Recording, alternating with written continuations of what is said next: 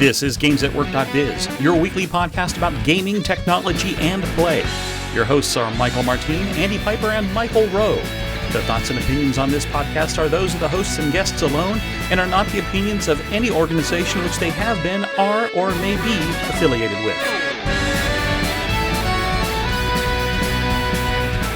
This is episode 530, Vibe It, Ready Player Chum.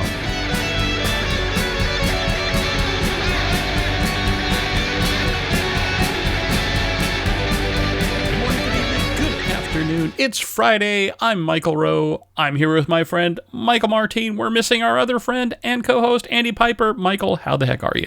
Fantastic. And boy, do we have all kinds of good fun stuff, because we had to distill 2 weeks worth of material to get down to just the most interesting, juicy bits of the web when it comes to the things that crossed our feeds and we had people report into us. So let's dive right in, shall we? Let's do it. Yeah, so there's a whole bunch about AI this week.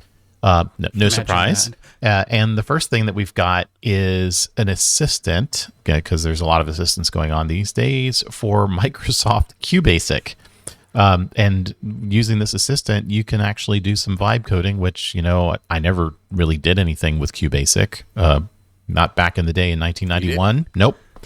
Nope, I did plenty of things with BASIC and other stuff, but not Microsoft QBasic. Yeah, QuickBasic was bleh, right? Yeah. Wasn't a big fan of it. By the time this was around, I was doing C. Yeah, yeah, exactly, so, right?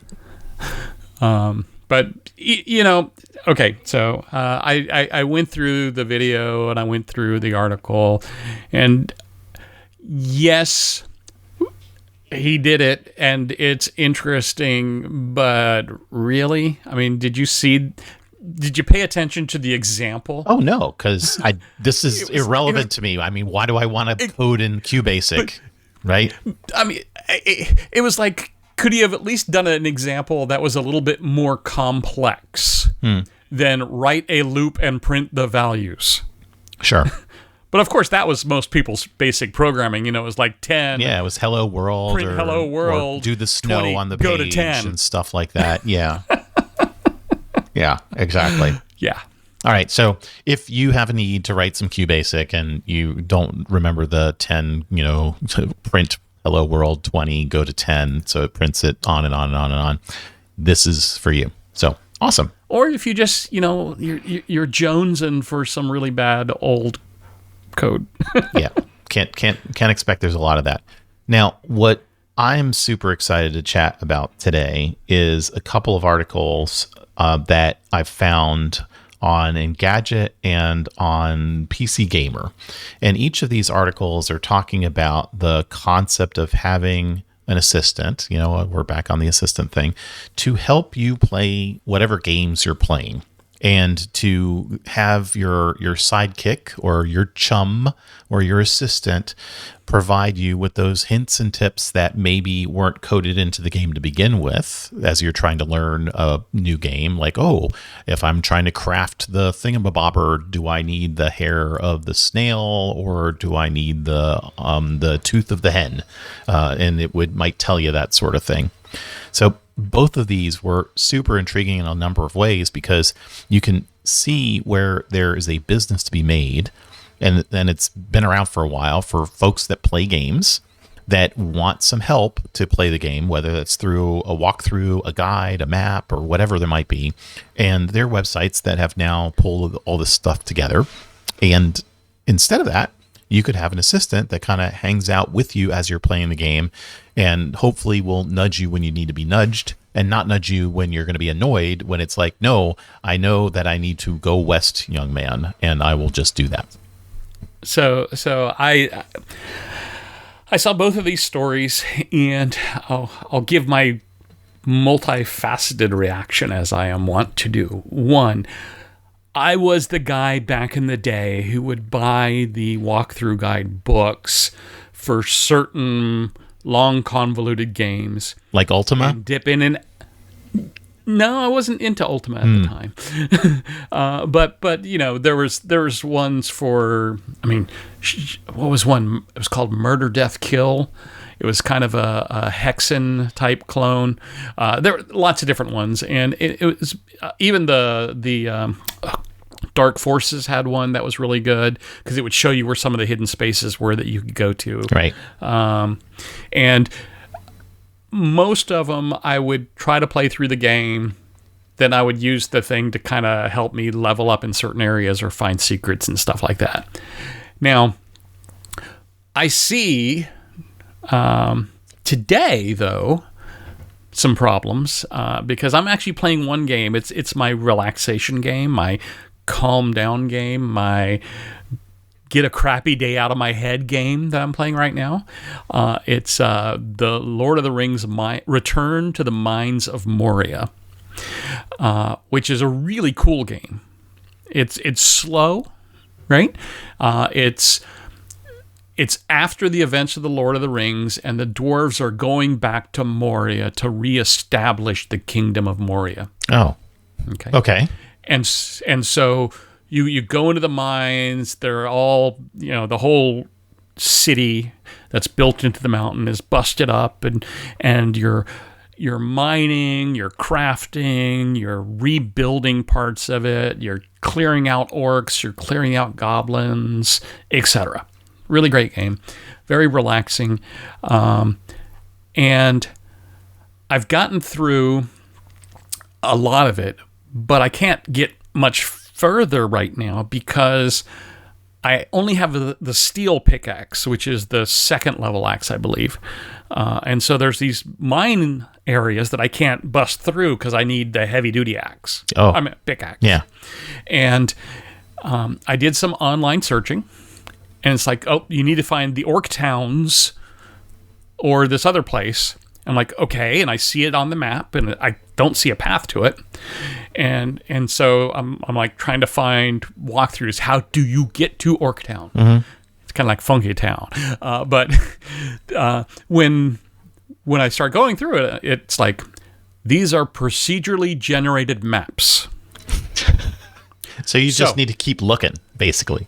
There are no walkthroughs that'll tell me there. There's a couple of them that say look for this. And they're like, there's this big area where you go either up if you start at the bottom or down this mine shaft area that's have all these steps built in, and at the top there's supposed to be one corner where there are 3 pillars. And behind the 3 pillars you mine out the area and you go blah blah blah. I've gone in and out of that area. There are no pillars at the top, so I don't know if my generated map just didn't generate it correctly and I'm bugged and I will never get to Orktown. And so I think about that, and I think of what you could do then with an agent, right? The agent is going to do a couple of things. One, it's going to take all the existing content that's available through sites like I went to. Yeah. And use that as a knowledge base. It may or may not pay the vendor who made the game for incremental knowledge base to make it more relevant. And then it will expose that to you through a chat interface or an agent interface that's going to use an LLM to generate the answers.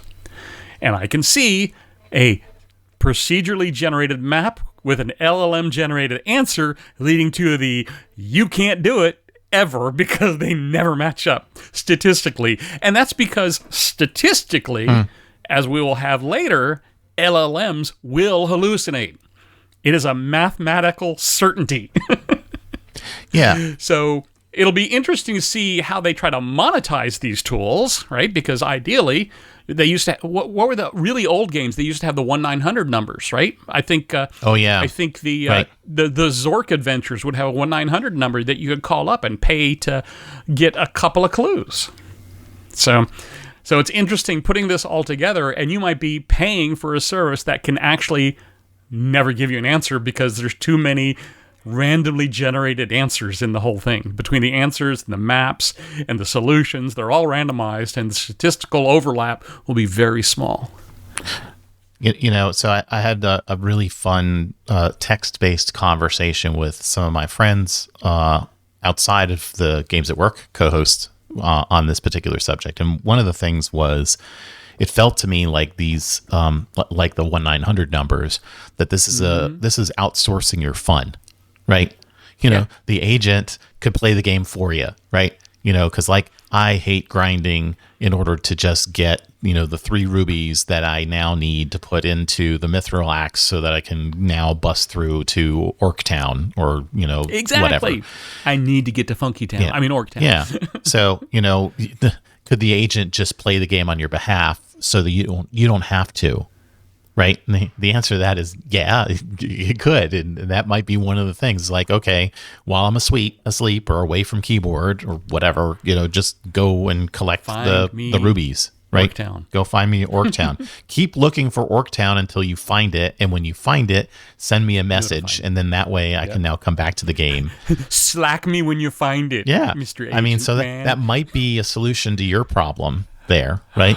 God, it's driving me nuts though, because it is really relaxed. I've built out and cleaned up so many parts of the entrance area because I've got nothing else to do because I can't bust through the one wall. You sound very relaxed as you describe this, Michael. Very relaxed.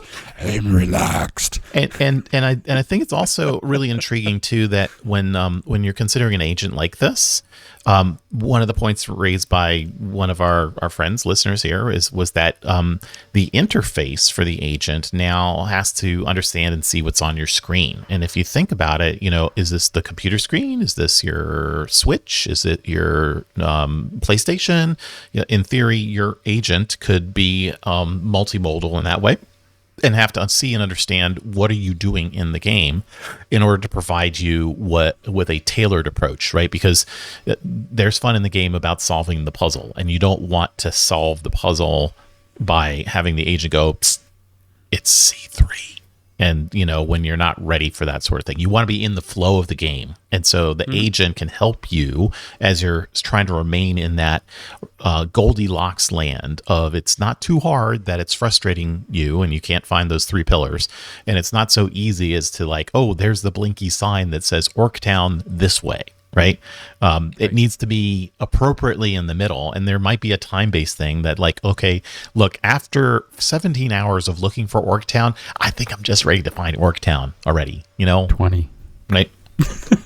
Right. So I love this. And I thought that there was going to be a business opportunity here for a third-party provider, kind of like IDG or the 1-900 number or the folks that published the walkthrough books or that could be doing this sort of thing. And here we have got 2 articles. So go take a look. Gemini's doing some of this. Microsoft is doing some of this. And it's a really intriguing way to think about how games and AI are nicely joined together. Yeah, and it is Microsoft Copilot, which means you don't even have to fly Flight Simulator anymore. You can just say, hey, Copilot, go pilot. Yeah, exactly. Now, I hadn't played Animal Crossing, so a lot of this is kind of lost on me, unfortunately. And Michael, it sounds like you haven't either. Is that right? No, but there are so many games like it that were basically, you know, grinding, farming type games, right? Yeah. And so to me, I think from that perspective, right, you can understand the concept behind it, right? Where you've got little minions that are off grinding out for you and building up content that you need. And this story from 404 Media, I thought was pretty funny on an engineer hooking up an LLM into the scripts part of the of Animal Crossing, right, to actually get it to generate new dialogue. And to encourage the game to go do other things, you know, and react to it. So it's really kind of an agent now talking to an agent. We're right back again to having bots talking to bots and playing the game for you, so that you could have your own little personal Twitch experience and just watch the game being played because your agent is doing, I guess, what you would ordinarily do, and you don't have to learn the new control sequences. You just it's like TV, except it's a game. Yeah, gaming is a form of entertainment, right? I mean, that's one of the reasons that people do it. And the interesting part here, and I keep wondering how the models were tuned that he used, right? Is that there's a little bit of a revolt happening by the little minion farmers. Yeah. Yeah, so kind of fun stuff. Now related, as long as we're talking about LLMs and games, right? So this fits in so nicely here too. It's almost like we planned it. Almost. I was not aware of this until I stumbled across it somewhere in the last week or so. I can't even remember where, but there's a site called textquests.ai.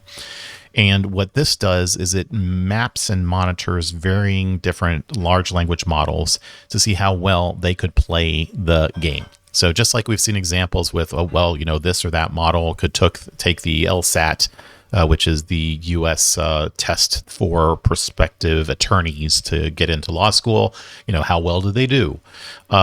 This one is, hey, we're going to use a variety of Infocom games from the 1980s and say, all right, let's go play Hitchhiker's Guide to the Galaxy and turn that LLM loose against it. And I thought that was really quite fun. There's a more detailed XRIV paper if you want to read a little bit more about this sort of thing. But it does feel like, once more, just like we've seen with chess and Go and Qbert and a variety of different things, can I use a text-based game with text-based instructions to see how well a particular model does against it? Yeah, what I found interesting about this, and I know you had mentioned as we were prepping that you hadn't gone deep into the leaderboard, and that's kind of where I focused after I read the article.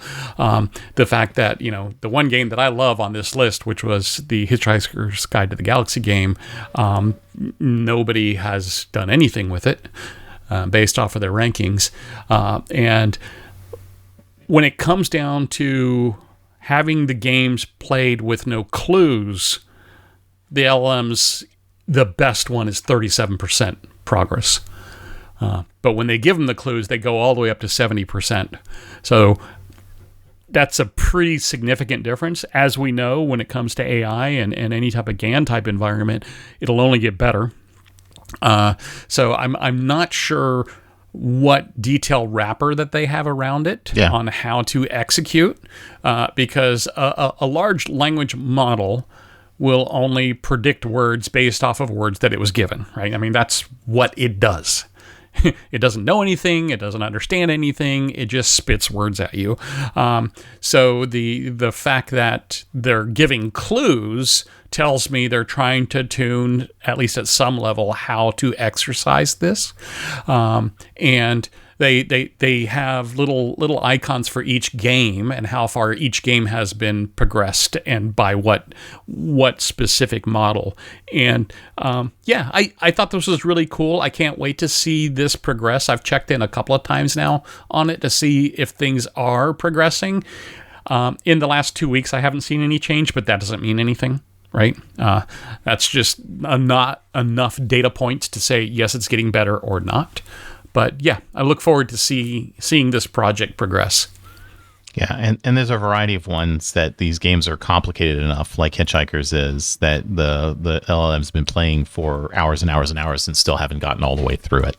And yeah, it'll be interesting to know what the idea of the clue was. Like, hey, go look in the cabinet, in the room that was talked about there, as opposed to not. And maybe you'll find something interesting.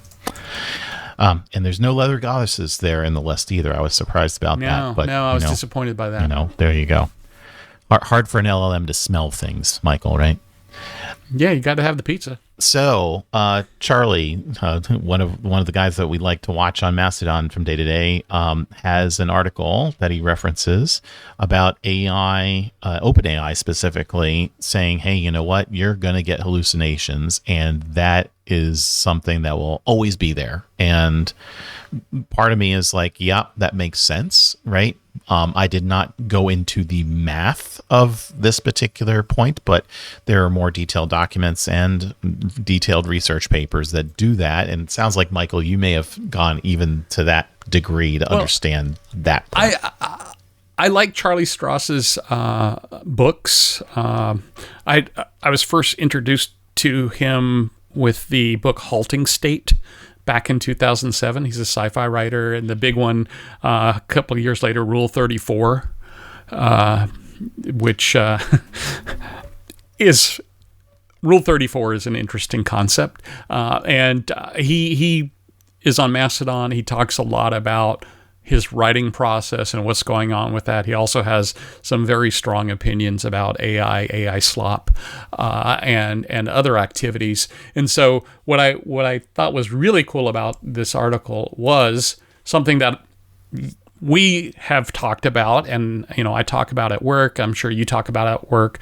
The whole concept that people keep saying, an AI is hallucinating, and I say, no, it has bugs. I guess this article actually does a better job of saying, no, statistically it's going to hallucinate, because as we talked about earlier, it is a statistical estimate that's used to define the next word. And just because there's a 0.001% chance that the next word is going to be blurg, doesn't mean it is zero. It will say blurg every once in a while, right? And so when you look at something and you're putting out 30,000 words of content, the statistical numbers of each decision point of the next word can give you crap, right? Statistically, it will give you crap. That's the net of this basic mathematics on here, and I do find it interesting. The detailed article that he references is over on Computer World magazine, which I know I'm old enough to have had a physical subscription to Computer World coming to my office every week, and this does a really good job of just kind of explain the concepts behind it and how you cannot expect any LLM-based AI to be perfect. And it will be wrong. Yeah. And that's why I know in every environment that I've been in over the last 4 or 5 years, in research and business with customers, the answer ultimately is you're responsible for the output of the LLM or the AI that you're using, and you need to check it before you put it in production, before you publish the paper, before you whatever. So I thought this was an interesting article, and to have the the mathematical backing up and the people from various research companies, it's good to see this article out there. I thought it was a great one to share with our listeners. Very cool. Yeah, the ad I'll put into this is the whole Douglas Adams Hitchhiker's perspective of the improbability engine. It speaks to the same kind of thing. And Accelerando was one of his Charlie Strauss's really good books that I enjoyed too. That's another one that I remember reading, and I love that one because that was basically, and we've talked about it a couple of times. That's the one where they create an engine to generate patents. Yeah. And they fill in all the patents, and it just accelerates from there. And space travel. But before we get to space travel, because that's coming up if we have time, we'll see. Yes. We've got an article from the Washington Post about DeepSeek and the perspective that it's purposefully buggy. And this attracted a lot of attention from you, didn't it, Michael? Yeah, it's buggy is not the right word for it. So there was some research done, and I was listening again to one of my favorite security podcasts, Security Now, and he did a deep dive on this one too. The DeepSeek AI model is being used, and if it identifies that the user is either from one of the ethnic minority groups in China that is not appreciated by the Chinese government, or that the requests are coming from certain geographical locations that might into this, it actually will generate code with significant security flaws in it. So it purposely generates bad code with security flaws under certain conditions. And what was not clear, and this was not clear in the other reading that I did either, was if you took the model and hosted it yourself, because I've got it playing, I play with it here on Olama, if those same behaviors occur, right? So we know that you can tune the weights and measures, for lack of a better term, of the engine running against an LLM in order to get specific results.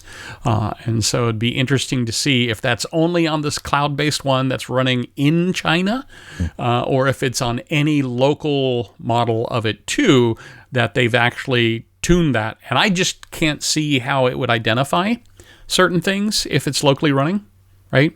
Does it have a way of understanding the IP address of my machine while it's running, even if I'm disconnected from the net?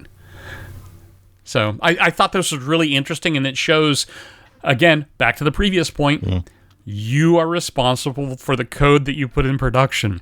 If you use an LLM to generate your code, double check. Very interesting story, and not surprised at all that this type of stuff would be injected out there. Yeah, super cool. All right, so moving along to some robotics topics.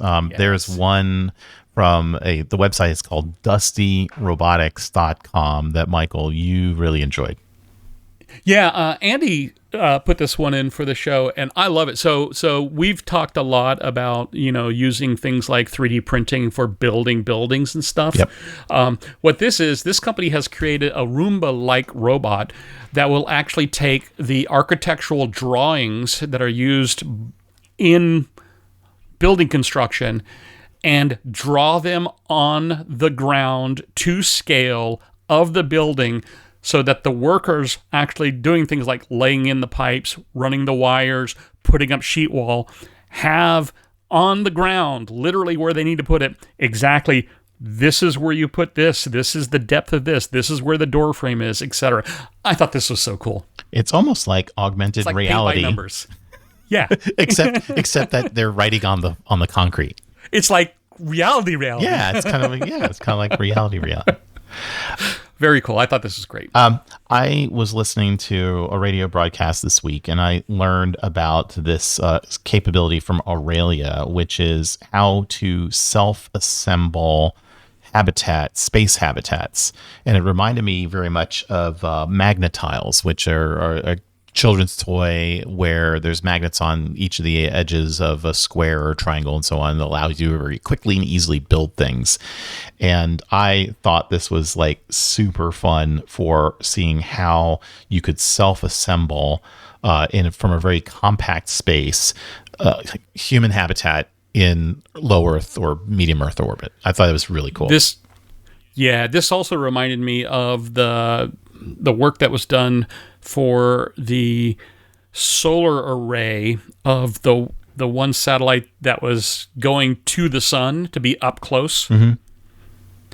They had a way of kind of origami like unfolding various things, and it was the same type of structure. Yeah. It folded up really, really small, but it came out and was built up and out based off of, for lack of a better terms, I'll call it magnets. It wasn't magnets, but same type of manufacturing in space method. It was really, really cool. Yeah, so just have a look at their website, and just the top part of the website will kind of take you through how this might work, and it was just neat. This particular thing is also really neat about moving a Viking ship without damaging it, and that's a hard thing to do considering how old they are. But just like moving the lighthouse in the state of North Carolina as the ocean was encroaching on it, it was an engineering marvel. Really, really cool stuff. Yeah, I had seen this one, and again, in the spirit of some cool robotics, I thought it was neat how they built the robot around the ship itself and then used it to move it to its new resting place. Its new final resting place. I'm going to say final. Yeah, well, new temporary resting place. All right, we're going to close out with one last thing, and this is for our friend Ian, who we love to talk about and have on the show from time to time, right, Michael? Yeah. So this week, Apple introduced their, I'll call it their schedule of cool Vision Pro content that's going to come out over the next 6 months. And this week they released Tour de Force, which is a fully immersive half-hour video documentary of the first French MotoGP rider winning the biggest MotoGP race in France in like 70 years. And so you are getting unbelievable, fully immersive spatial video of guys running at 320 kilometers per hour, 350 kilometers per hour around a racetrack. And They do an incredible job of not getting you any dizziness, any queasiness or whatever, except at one point. And I was listening to an analyst talking about the film. He goes, they probably did it on purpose. There's a big crown scene where they're all cheering and doing stuff. And for just 1 second, they let somebody bump the camera. To just jar you out of the experience. And you feel it, man, because everything else, it's like you're literally standing there, you're engaged, and that one point, it's like, and it's like somebody smacked you upside the head and said, you're watching and you are not in a stable environment. And it lasts like an eighth of a second. It is unbelievably quick. But I knew it was coming because I had heard about this. So I hope Ian gets a chance to get his hands on a Vision Pro and to watch this, because I think he will love it. If you have a Vision Pro and you listen to our show, let me know what you think of the Tour de Force video. There you go. And if you don't have one, but you have an idea of something we should talk about, send it our way, because we would love to add it to the next episode we do on gamesatwork.biz. Thanks, everybody. See ya. You've been listening to GamesAtWork.biz, the podcast about gaming, technology, and play. We are part of the Blueberry Podcasting Network, and would like to thank the band Random Encounters for their song, Big Blue. You can follow us at our website at GamesAtWork.biz.